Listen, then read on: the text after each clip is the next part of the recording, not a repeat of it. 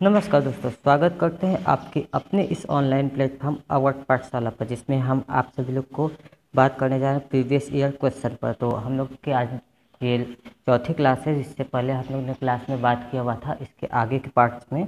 तो आज हम लोग की ये थोड़ी की लास्ट पार्ट होगी, जिसमें हम लोग बचे क्वेश्चंस को चर्चा करेंगे। तो उससे पहले आप सभी को दिवाली की हार्दिक शुभकामनाएं हमारे अवर्ड पाठशाला टीम के द्वारा। और आप अच्छी तरीके से स्वस्थ रहें और ये दिवाली आपकी खुशी वाली दिवाली हो, यही हमारी अवर्ड पाठशाला की तरफ से आपको ये दिवाली का विश है। और उससे पहले आज छोटी दिवाली की हार्दिक शुभकामनाएं। अब चलिए चलते हैं हम लोग अपने क्लास के बारे में। तो इससे पहले देखिए हम लोग ने ये सभी क्वेश्चंस कर लिए थे, तो आज इसके बाद आगे देखते हैं। हम लोग का 11 तक 20 तक शायद हो गया था। उसके आगे हम लोग आज बात करने जा रहे हैं। आज हम लोग का 21वां प्रश्न है। देखिए 21वां प्रश्न है, जो ट्रैप घर को घर के गेट से काटता है वो क्या कहलाता है। ठीक है, आपके ऑप्शन है गली ट्रैप, इंटर ट्रैपिंग ट्रैप, विच्छेदक ट्रैप और क्लीनिंग ट्रैप।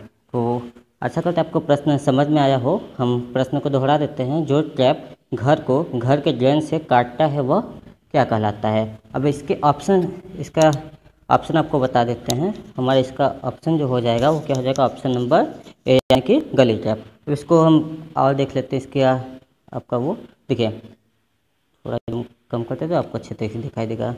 जो ट्रैप घर को ड्रेन से काटता है वो क्या कहता है, गली ट्रैप कहलाता है। यह गली ट्रैप जमीन में एक बेसिन जो रसोई बाथरूम या कपड़े धोने के अवशिष्ट जल तथा सीवर के पानी को सतह से पहुंचने के लिए रोकता है। इसका ये काम होता है। ठीक है, चलिए अब हम नेक्स्ट क्वेश्चन की तरफ चलते हैं। तो हमारा नेक्स्ट क्वेश्चन ये हो जाएगा 22वां जो है वह है, ट्रैप के तल में एकत्रित ठोस या अर्ध ठोस पदार्थ को क्या कहते हैं। यानी कि जो आपका टैंक के सबसे नीचे जमे हुए भाग होते हैं वो क्या कहलाते हैं। हमारे ऑप्शन हैं सुलेज, सॉइल वेस्ट, स्लेज और वेस्ट पानी।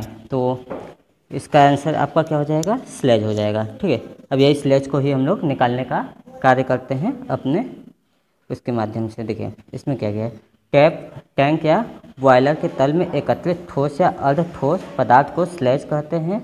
यह स्लेज जल में घिली हुई अशुद्धि होती है जो टैंक या बॉयलर के तले में जा जाकर धीरे धीरे एकत्रित हो जाती है और यह स्लेज का रूप ले लेती है। ठीक है दोस्तों, चलिए अगला इसके बाद हम लोग देखते हैं। जो हम लोग का 23वां प्रश्न है वो है, निम्नलिखित में से कौन सी फिटिंग दो ब्रांच लाइनों को एक सीधी लाइन से एक ही स्थान पर जोड़ने का काम आता है। ठीक है, प्रश्न है निम्नलिखित में से कौन सी फिटिंग दो ब्रांच लाइनों को एक सीधी लाइन से एक ही स्थान पर जोड़ने में काम आती है। और इसका आंसर आपका क्या हो जाएगा, क्रॉस। ठीक है, इसका आंसर क्या हो जाएगा, ऑप्शन बाकी थे यूनियन थ्रेड था, सॉकेट था, लेकिन इसका आंसर क्या हो जाएगा, क्रॉस। क्योंकि दो ब्रांच लाइनों को एक सीधी लाइन में एक ही स्थान पर जोड़ने के लिए अगर प्रयोग करेंगे तो ब्रांच लाइन का प्रयोग हो जाएगा। ठीक है, चलिए इसके उस पर देखिए ये आपका क्रॉस है। ठीक है, देखिए क्रॉस या क्रॉस टी, इसमें क्या होता है, चार मुँह होते हैं और ये सभी क्या करते हैं, आमने सामने पर खुलते। देखिए 1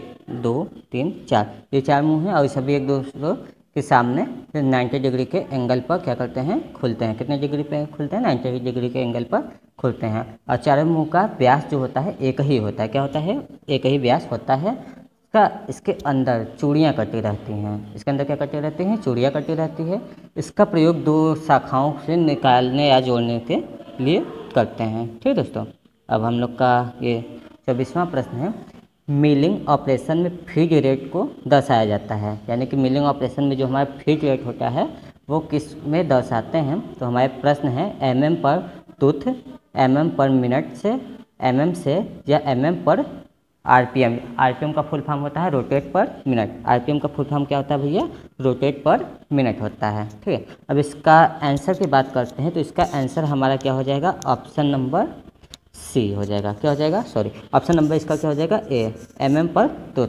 ठीक है, जो मिलिंग करते हैं तो हम लोग देखते हैं कि कितने कट रहे हैं, उसी को ये करते हैं। इसका एक्सप्लेन पे देख लेते हैं नेक्स्ट पेज पे। देखिए इसका एक्सप्लेन क्या ये है, देखिए कि मिलिंग ऑपरेशन में फीड में देने की कई विधियां हैं, इसलिए फीड की उत्तर कई प्रकार से दी जा सकती है। फ्यूज व्यक्त करने की सर्वोत्तम विधि जो होती है, कट के प्रत्येक दांते द्वारा मशीनिंग की गई दूरी, यानी कि mm पर दांते या mm पर टीथ। इसमें प्रत्येक दांते द्वारा मशीनीकृत या कि मिलिंग की गई दूरी को कटर के दांतों की संख्या से गुना करके फीट प्रति चक्कर ज्ञात करते हैं। ठीक है दोस्तों, अब हम लोग का ये 25वां प्रश्न है, इसको देखते हैं। 25वां प्रश्न देखिए, अब इसमें है कि 20 mm व्यास तक के लोह पाइप को मोड़ने के लिए सामान्यतः मोड़ त्रिज्या क्या ली जाती है। यानी कि अगर 20 mm मोटा कोई पाइप है लोहे का, उसको मोड़ने के लिए जो बेंडिंग आर्क होती है वो कितनी है, ये आपसे प्रश्न में पूछा गया है। अब इसका ऑप्शन है आपका पाइप के व्यास की दुगनी, पाइप के वाह व्यास की तिगुनी, पाइप के वाह व्यास की 4 गुनी, पाइप के वाह व्यास की 5 गुनी। देखिए, कोई भी पाइप होता है, कोई भी पाइप होता है, उसके कितने डायमीटर होते हैं, देखो एक आपका ये वाला अंदर वाला, और एक क्या होता है, देखिए इसको या तो इस तरीके से हम लोग नाप सकते हैं या फिर क्या होता है इनर से। देखिए, इसलिए जेनी कैलिपर देखिए 2 प्रकार का होता है ना, एक इनर साइड जेनी कैलिपर, एक आउटसाइड जेनी कैलिपर होता है। तो उसी सब के द्वारा इसका प्रयोग हम लोग करते हैं। तो अब इसका आंसर बताइएगा आप लोग का क्या हो जाएगा, वह व्यास की दोगुनी। ठीक है, क्या हो जाएगा, वह व्यास की दोगुनी, यानी कि हमारा ऑप्शन नंबर ए इसका सही आंसर हो जाएगा। ठीक है, चलिए नेक्स्ट क्वेश्चन पर अगर हम लोग चलते हैं। देखिए, उससे पहले इसको बता दें कि जो 20 mm व्यास के पाइप को मोड़ने के लिए समानता मोड़ त्रिज्या या वाह त्रिज्या का दोगुना त्रिज्या ली जाती है। पाइपों को गर्म या ठंडे दोनों अवस्था में ही मोड़ा जा सकता है। समानता 20 mm तक के जो व्यास वाले पाइप होते हैं उनको ठंडी अवस्था में साधारण फर्म या फिक्सरों की सहायता से मोड़ देते हैं। आशा करता आपको ये समझ में आया होगा। इसके बाद नेक्स्ट क्वेश्चन हम लोग का है वो ये है कि जो लोहा पाइप है, मैंने कि लोहे का जो पाइप है उसको 30 डिग्री पर मोड़ने के लिए पाइप की कितनी लंबाई को गर्म की जाती है। आपको बताया इससे पहले वाले क्वेश्चन में कि 2 तरीके से पाइप को मोड़ा जा सकता है। ठीक है, या ठंडी अवस्था में तो गर्म अवस्था में। अब इसमें प्रश्न क्या पूछा गया है कि 30 डिग्री एंगल पर पाइप को हम लोग को क्या करना है, मोड़ना है। तो इसके लिए पाइप के व्यास की कितना लेना है, तो हमारे ऑप्शन हैं पाइप के व्यास के 2 गुना, पाइप के व्यास के 3 गुना, पाइप के व्यास के 4 गुना, या फिर पाइप के व्यास के 6 गुना। तो इसका आंसर हमारा हो जाएगा क्या, पाइप के व्यास की 2 गुनी। ठीक है, क्योंकि हम लोग को जब भी मोड़ना रहेगा लगभग पाइप के व्यास के 2 गुनी ही साइज को हम लोग को लेना रहेगा। ठीक है, देखिए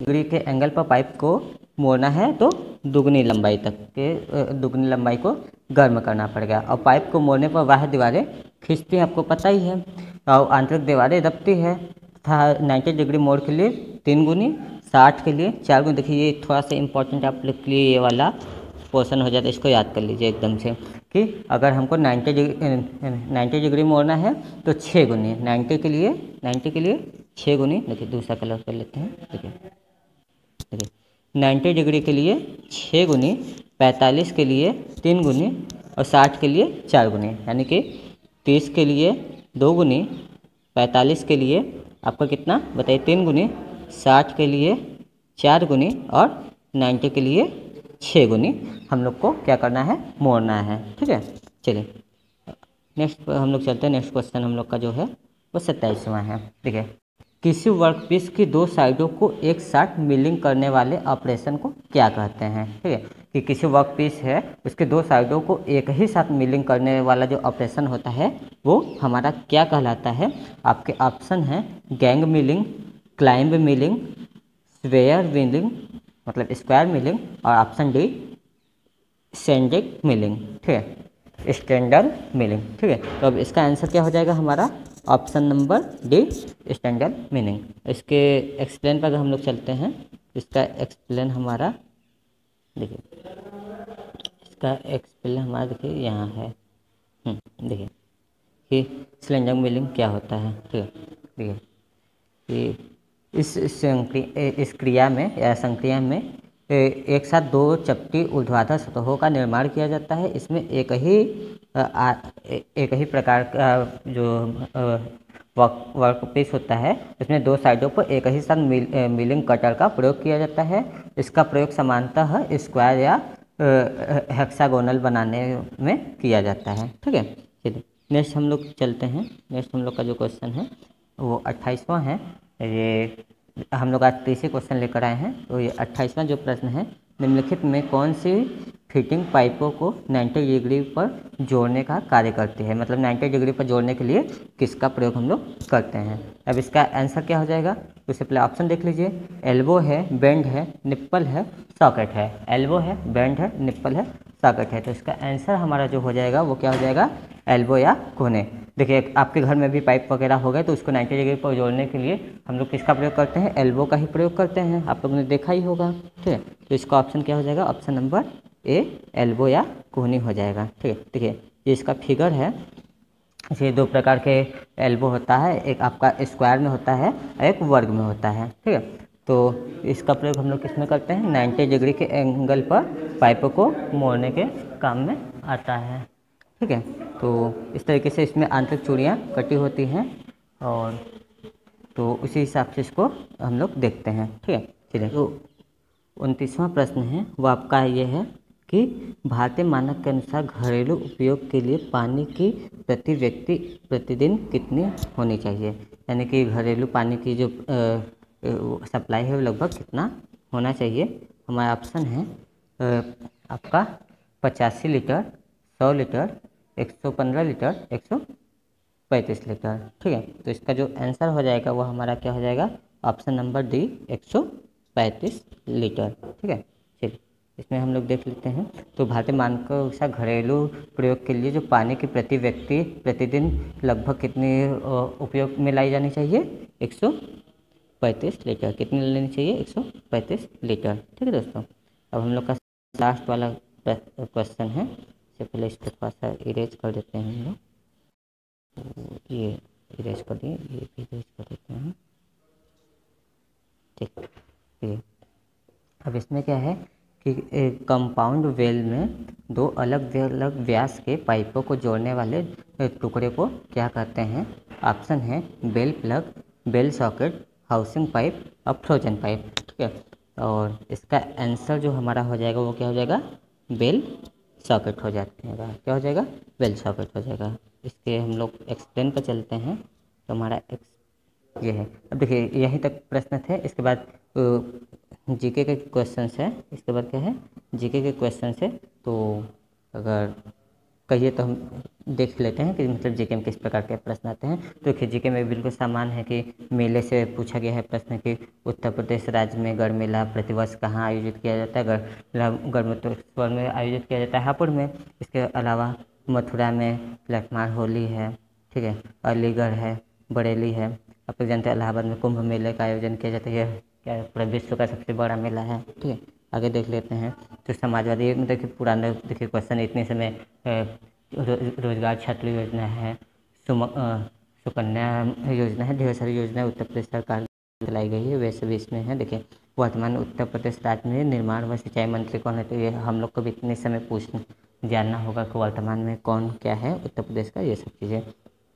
बांध के बारे में प्रश्न देखिए, इसमें दिया गया है कि माटा टीला बांध कहाँ पे स्थित है, मतलब उत्तर प्रदेश का सबसे ऊंचा बांध कौन सा है, तो ये कौन सा है, रिहंद बांध है। ठीक है, क्या है, रिहंद बांध ना, क्या है, रिहंद बांध। ठीक, देखिए उत्तर प्रदेश राज्य में सबसे बड़ा बांध कौन सा, रिहंद बांध है, जिसकी लंबाई कितनी है आपका 91.46 मीटर है। कितना है, 91.46 मीटर है।